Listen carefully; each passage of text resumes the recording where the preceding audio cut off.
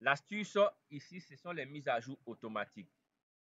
Ici, lorsque nous avons parfois des travaux, si nous prenons le cas de la numérisation, c'est-à-dire le processus par lequel nous créons des données ponctuelles, linéaires ou polygonales, on a tendance à créer les données et plus tard, nous partons exécuter les commandes, c'est-à-dire les calculs, que ce soit pour la superficie, que ce soit pour la longueur, les coordonnées, l'azimut, tout ce qui est comme calcul.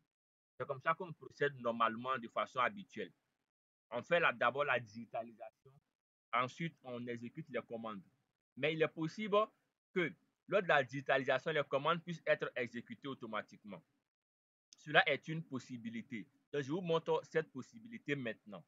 On fera cette possibilité avec les données ponctuelles. Pour ce faire, nous allons commencer par créer d'abord le champ en question. Donc, j'accède à la calculation, autant pour moi, à la table d'attributs. On va créer un champ. Ce champ-ci va comporter un élément particulier, c'est-à-dire le code sera intégré au champ. Je prends le cas où l'on souhaite générer, par exemple, les longitudes.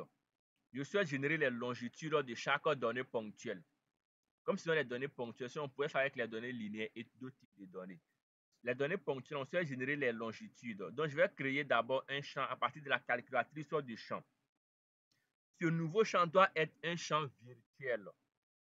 Je pense que cet élément, vous ne l'avez pas vu venir. Donc, c'est un champ virtuel.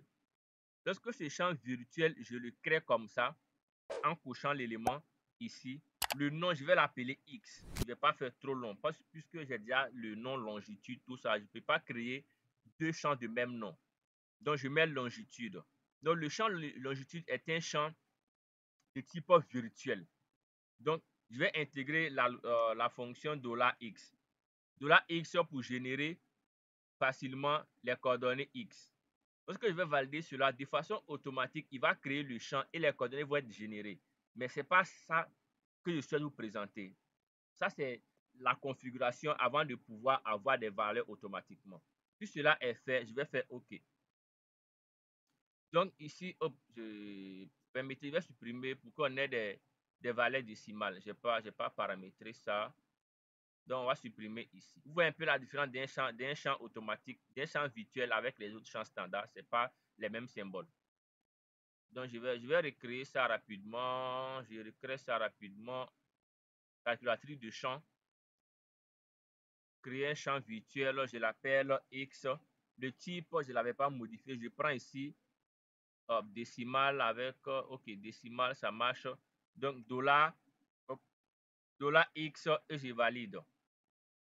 On me dira que bon, c'est la même chose parce qu'il nous génère les mêmes longitudes, c'est la même chose. Normalement, c'est la même chose. Mais voyons ensemble quelque chose. On voit bien qu'ici, toutes les données sont générées de A à Z. On a 93 données. C'est OK. Créons une nouvelle donnée. Donc, cette couche-là, je la passe en mode édition. Comme on voit bien le crayon qui est activé. Je vais cliquer sur le bouton ajouter une donnée ponctuelle. Et je vais créer une nouvelle donnée. Je vais cliquer là. Lorsque je clique, le panneau s'y va s'ajouter. Et le panneau, il a toutes les informations qu'il faut. On connaît bien, on sait bien les questions de numérisation. Je vais faire OK. J'ai créé une nouvelle donnée. Je vais créer une autre encore donnée.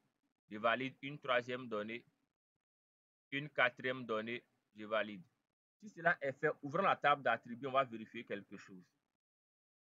Vérifiez bien. Vérifiez bien avec cette nouvelle donnée. Les éléments qui sont ici sont les nouveaux éléments que nous venons d'intégrer tout à l'heure. Les nouvelles données qui ont été numérisées. Regardez au niveau de longitude et latitude. On n'a pas de données parce que les champs ici sont les champs standards. Pendant que le champ X est un champ virtuel, vous voyez automatiquement que les coordonnées sont là. Je n'ai plus à les recalculer. Autant de données que je vais saisir, puisque les coordonnées sont générées automatiquement. Parce que le champ est un champ virtuel. Donc, c'est l'importance des champs virtuels. Chaque donnée que je vais intégrer, la coordonnée sera automatiquement calculée. Si j'avais fait ça pour la superficie, j'avais fait ça aussi pour l'azimut, pour toutes plusieurs formules. Peu importe les formules, lorsque je les intégrais, je les intègre autant pour moi. Vous voyez, il est intégré. Regardez toutes ces données-là. Pour les autres champs, vous voyez qu'on n'a pratiquement aucune information parce que les champs-ci sont les champs standards, pendant que ce champ-ci est un champ virtuel. Donc, il trouve directement les coordonnées. Donc, c'est la notion ici de mise à jour automatique. Donc, toutes les données qui seront intégrées, on n'aura plus besoin de créer de nouveaux champs, de calculer encore et encore. Il va automatiquement lui-même mettre à jour les champs. Parce que le champ virtuel intègre déjà une formule. Donc, il va facilement faire cela. Donc, on parle de champ virtuel. Voilà. On pourrait faire aussi pour les autres champs. Voilà. On crée un champ, mais on intègre une formule dans le champ. Il faut que la formule soit intégrée dans le champ d'abord. Lorsque la formule est intégrée dans le champ qu'on valide, chaque fois qu'on va intégrer une nouvelle donnée, il va mettre la donnée à jour parce que le champ est virtuel, il s'adapte. Donc, c'est un peu cet aspect-là par rapport au champ virtuel, par rapport à la mise à jour automatique des données. On termine par l'astuce numéro 7. S'il n'y a pas de questions, on va terminer par l'astuce numéro 7.